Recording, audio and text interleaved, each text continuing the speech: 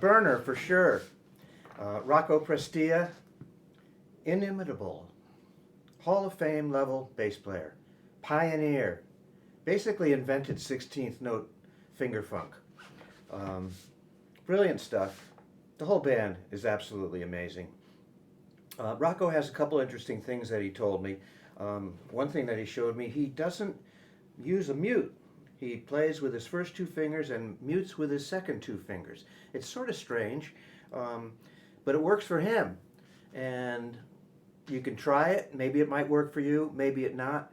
I would suggest a mute. I've got a Nordy mute here.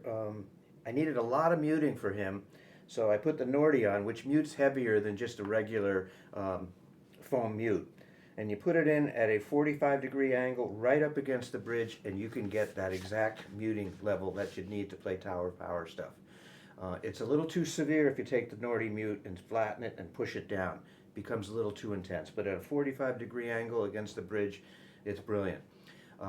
The other thing about Rocco is he told me they don't play to a metronome. They don't record to a metronome.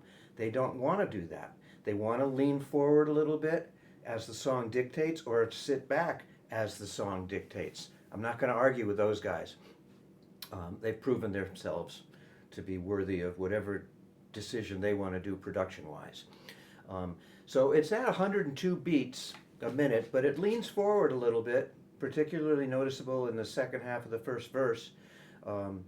It does that, and then it settles back down, and then it leans forward again, but I'm talking microscopic amounts, like 102, it leans forward into 103, slightly 104 for a second, then moves back.